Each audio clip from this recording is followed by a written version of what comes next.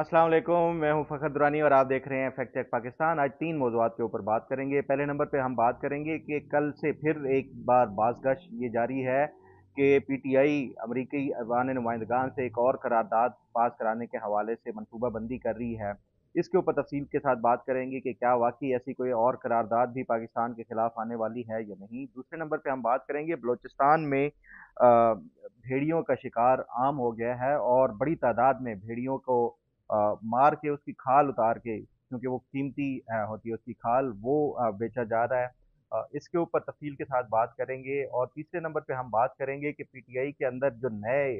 जो लोग हैं शामिल होने वाले, शेख वकास अकरम का, और फिर हमने देखा कि फवाद चौधरी की आपस में जो है वो बयानबाजी चल रही है। फवाद चौधरी ने कहा कि ये वकास अकरम 1 साल पहले आया है और इनको लाने वाले हम थे और अब ये हम हमारे ऊपर बातें करने लगे हैं। तो ये पीटीआई के अंदर जो गिरोहबंदी है, ये दरअसल क्या इस्टेब्लिशमेंट ही की तरफ से प्लांटेड ये तमाम तर लोग हैं या नहीं, और क्या फवाद चौधरी जो है वो इस्टेब्लिशमेंट का बंदा है या इमरान खान के साथ मुखलिस है। इसके ऊपर भी तफसील के साथ बात करेंगे। सबसे पहले हम बात कर लेते हैं पीटीआई की जो एक और करारदाद के हवाले से ये बात की जा रही है। और हमने देखा है कि एक दो दिन पहले नून लीग के जो सेनेटर हैं इरफान सदीकी, उन्होंने ये बयान दिया है कि पीटीआई एक बार फिर मनसूबा बंदी कर रही है कि कोई और पाकिस्तान के खिलाफ करारदाद अमरीकी ईमान नुमाइंदगान से पास कराई जाए। और इस हवाले से बाकायदा तौर पे फंड रेजिंग की जा रही है अमेरिका के अंदर। जो अमेरिका में पीटीआई के मुतमव्विल या कोई रिच जो हैं वर्कर्स हैं, या जो पार्टी के साथ एफिलिएट कर रहे हैं, या इमरान खान के साथ उनकी कोई ना कोई जो है वो अ, बतौर एक लीडर के वो चाहने वाले हैं, ये तमाम तर वो सेनेटर इरफान सिद्दीकी की तरफ से ये कहा गया है कि एक और करारदाद जो है वो लाने के लिए पीटीआई मनसूबा बंदी कर रही है। और उन्होंने ये भी कहा कि इस बार जो करारदाद है वो पाकिस्तान पे मुआशी जो पाबंदियां लगाने के हवाले से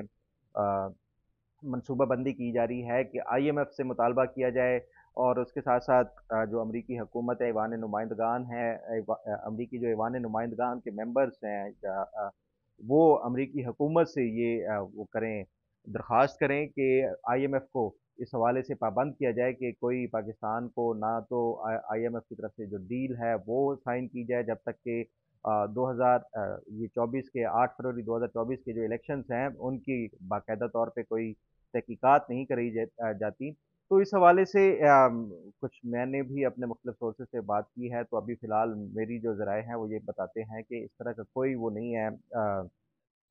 करारदाद लाने के हवाले से। क्योंकि इस टाइम जो अमरीकी ईमान नुमाइंदगान में से 50% हैं वो भी अपने अपने इलेक्शंस में जो है वो मसरूफ़ हैं और मसरूफ़ हो जाएंगे। तो क्योंकि हमने ये देखा है कि आईएमएफ की जो कल हमने देखा है कि फाइनेंस मिनिस्टर ने बाकायदा एक प्रेस कॉन्फ्रेंस करके बताया है कि जुलाई के एंड तक जो है वो पाकिस्तान और आईएमएफ की जो डील है वो बाकायदा तौर पे वो साइन हो जाएगी, और उसके बाद पाकिस्तान 6 से 8 अरब डॉलर का जो कर्जा है वो पाकिस्तान को मिलने की मंजूरी हो जाएगी उसकी। तो मेरा नहीं ख्याल कि इस हवाले से कोई इतनी जल्दी करारदाद लाई जाएगी, और फिर उसके बाद अमरीकी जो कांग्रेस है उसकी किसी करारदाद का इतनी जल्दी इम्पैक्ट के अमरीकी जो इंतज़ामिया है वो आईएमएफ को फिलफोर वो कर दे, पाबंद कर दे कि पाकिस्तान को इमदाद ना दी जाए। तो मैं ये समझता हूँ कि ये ऐसी जो सेनेटर इरफान सिद्दीकी साहब हैं, उनका ये जो बयान है ये बिल्कुल एक सियासी बयान लगता है। कोई इस हवाले से पीटीआई की तरफ से मैं नहीं समझता कि अभी कोई करारदाद। हाँ, अलबत्ता ये जो हमने देखा है कि पीटीआई की फंड रेजिंग भी होती हैं, उन्होंने मुख्तलिफ जो अमरीकी अमरीकी जो ऐवान नुमाइंदगान के मेम्बरान हैं उनको भी इन मुख्तलिफ फंड रेजिंग में बुलाया है, कुछ को डोनेशंस भी दिए जाते हैं। और ये इन डोनेशंस के इवज़ जो है ये लॉबी की जाती है जो अमरीकी कांग्रेस के अंदर। तो फिलहाल मैं नहीं समझता कि ये इस तरह की कोई करारदाद लाई जाएगी।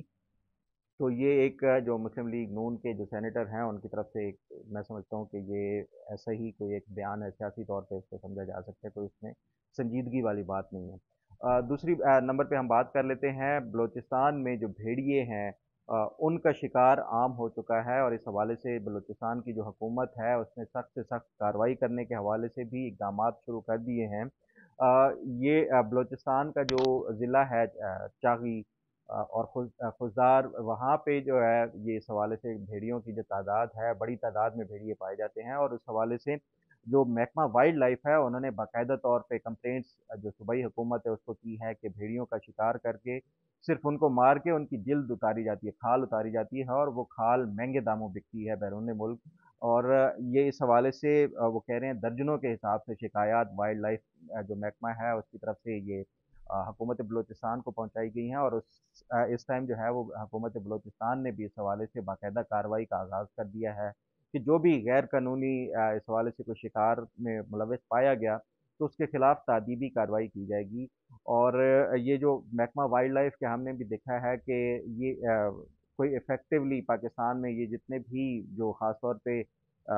ऐसी जो जिनसें हैं जानवरों की जो कि नायाब होती जा रही हैं उनको प्रोटेक्ट करने के हवाले से हमने देखा है कि वो कामयाब नहीं हो पा रहे। हमने देखा है कि जो गिलगित बल्तिस्तान और नॉर्दर्न एरियाज़ हैं वहाँ पे मारखोर और इस हवाले से भी बड़ी शिकायत आती हैं। गो के इस हवाले से लाखों डॉलर का जो है वो लाइसेंस बेचा जाता है मारखोर के शिकार का हर साल। बैरून मुल्क से लोग शिकार करने के लिए आते हैं, और इसी तरह बाकी जो नायाब किस्म के जो जानवर हैं वहाँ उसकी प्रोटेक्शन के लिए जो महकमा वाइल्ड लाइफ है वो कोई इस तरह अभी तक कामयाब नहीं हो पा रहा। हमने देखा है कि यहाँ पे इवन जो मार्गला की पहाड़ियाँ हैं वहाँ पे भी जो जंगलात में आए दिन आग लगाई जाती है, और उस पे फिर अभी तक कोई कामयाबी नहीं हासिल हो सकी, ना कोई लोगों को पकड़ा जा चुका है जो आग लगाते हैं। तो महकमा जो वाइल्ड लाइफ है उसको एक्टिव होके ये ख़ास तौर पे ये इस तरह की जो जितने भी जानवर हैं जो नायाब किस्म के हैं उनके प्रोटेक्शन के लिए वो करना होगा, और उसके साथ साथ जो मकामी हुकूमतें हैं उनको भी ताउन करना चाहिए। अब बात कर लेते हैं प्रोग्राम के तीसरे हिस्से की। जो फवाद चौधरी हमने देखा है कि काफ़ी एक्टिव नज़र आ रहे हैं पिछले कुछ दिनों से। वो ना सिर्फ ट्विटर के ऊपर बयानात दे रहे हैं, मीडिया के ऊपर भी बाकायदगी से वो ऐसे लगता है कि जैसे लॉन्च किए गए हों, उनको मुख्तलिफ टीवी चैनल्स भी बुलाते हैं। और फिर उसके साथ साथ उन्होंने मुख्तलिफ जो पीटीआई के रहनुमा हैं उनके साथ भी इंगेज किया, सोशल मीडिया के ऊपर, ट्विटर के ऊपर ख़ास तौर पे बयानात ऐसे दिए हैं। ऐसे लगता है कि फवाद चौधरी जो है वो खुद से एक्टिव नहीं हुए बल्कि उनको कराया गया है। और सबसे जो इस टाइम मुतनाज़ा बयानात वो कभी किसी के खिलाफ हामिद खान के खिलाफ बयानात दे रहे हैं, कभी रऊफ़ हसन के खिलाफ बयानात दे रहे हैं। इसी तरह जो है फिर उन्होंने कल जो रिसेंटली ये किया है कि जो वकास अकरम है, शेख वकास अकरम, जो कि पीटीआई के इस टाइम जो सबसे ज़्यादा हॉट फेवरेट समझे जा रहे थे, ये जितनी भी अहम खासतौर पे उनका नाम लिया गया था उसके लिए पब्लिक अकाउंट्स कमेटी की पब्लिक अकाउंट्स कमेटी के हवाले से भी उनका नाम लिया गया, और फिर अभी उनका नाम लिया जा रहा था पार्टी के सेक्रेटरी जनरल के तौर पे जो उनका नाम लिया जा रहा था कि उनको अपॉइंट किया जा सकता है। तो उस पे जो फवाद चौधरी हैं उन्होंने बयान दिया है कि ये शेख वकास अकरम को तो 1 साल पहले मैं और हमारे कुछ और पीटीआई के जो रहनुमा थे उन्होंने कायल किया था कि वो पीटीआई में आ जाएं, और अब वो हमें ताने दे रहे हैं और हमें जो इस तरह की बातें सुना रहे हैं। हाँ, अगर कोई मुराद सईद या शहरयार अफरीदी या इस तरह के जो पुराने पीटीआई के लोग थे, असद कैसर, इस तरह के लोग कोई बातें करते तो फिर तो समझ आती थी। ये वकास अकरम जैसे जो लोग हैं वो अगर बातें करेंगे और इस तरह के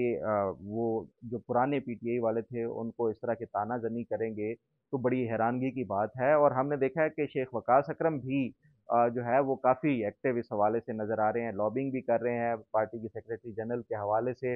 अगर आप शेख वकास अकरम के 1.5 से 2 साल पहले का देख लें उनका, वो जब उनको सियासत से एक एक दफ़ा किनारा कश हो चुके थे तो उसके बाद उन्होंने बाकायदा यूट्यूब चैनल एक लॉन्च किया था, और उस यूट्यूब के ऊपर वो बाकायदगी से रोज़ाना की बुनियाद के ऊपर वीलॉग करते थे। और अगर आप पिछले कोई 2 साल का जो है वो शेख वकास अकरम के जो यूट्यूब के ऊपर वीलॉग्स हैं वो देखें तो उसमें आपको कसरत के साथ इमरान खान के खिलाफ और पीटीआई के खिलाफ और जो उस टाइम पीटीआई की हुकूमत थी उनके खिलाफ आपको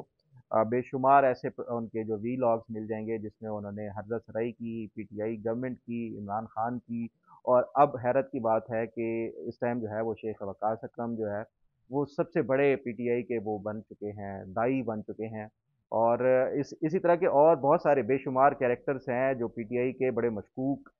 जो है उनका किरदार रहा, लेकिन वो इस टाइम जो है वो खुद को पार्टी का सबसे अहम सतून समझ रहे हैं। और ये जो मैं समझता हूँ कि یہ اگر ٹائملی عمران خان نے اس کے حوالے سے کوئی ایکشن نہ لیا، جو پارٹی کے اندر جو دھڑے بندی ہے اور گروہ بندی ہے، تو یہ پی ٹی آئی کو کافی نقصان پہنچائے گا۔ پی ٹی آئی کو ایز اے پارٹی تو میں نہیں سمجھتا، کیونکہ پارٹی پی ٹی آئی صرف عمران خان ہی ہے، اور عمران خان ہی جو ہے وہ پی ٹی آئی ہے۔ تو عمران خان کی جو کاز ہے، خاص طور پہ جیل سے رہائی کے حوالے سے، اس کو کافی امپیکٹ پڑے گا اگر یہ تمام تر جو رہنما ہیں وہ آپس میں ہی لڑتے جھگڑتے رہیں گے۔ تو میرا خیال ہے کہ اس سے پھر جو ہے ان کی جو توجہ ہے وہ عمران خان کی طرف کم جائے گی، اور یہی میرا خیال ہے کہ یہ جتنے بھی نوبارد پی ٹی آئی کے رہنما ہیں وہ سارے آپس میں اسی طرح لڑ جھگڑ کے وہ کر رہے ہیں۔ آپ نے دیکھا کہ جو پی ٹی آئی کے پرانے جتنے بھی رہنما ہیں جو کہ نظریاتی طور پہ عمران خان کے بہت زیادہ قریب تھے اور شروع سے پی ٹی آئی میں تھے، ان کی طرف سے کوئی اس طرح کی بیان بازی یا دھڑے بندی کی کوئی وہ نہیں آ رہی۔ یہ تمام تر وہ ہیں جن کے بارے میں شکوک و شبہات ہیں کہ یہ تمام پلانٹیڈ اور اسکاؤٹس ہیں، وہی سارا کچھ وہ کر رہے ہیں اور وہی ساری سیاست کر رہے ہیں۔ تو اس حوالے سے جو بھی اگر یہ پی ٹی آئی کی جو سینئر قیادت ہے یا عمران خان نے کوئی ٹائملی وہ ایکشن نہ لیا، تو میرا خیال ہے کہ اس سے ان کو کافی نقصان پہنچے گا پی ٹی آئی کو۔ امید ہے آپ کو آج کا پروگرام بھی پسند آئے گا۔ اللہ تعالیٰ آپ کا حامی و ناصر ہو۔ اللہ حافظ۔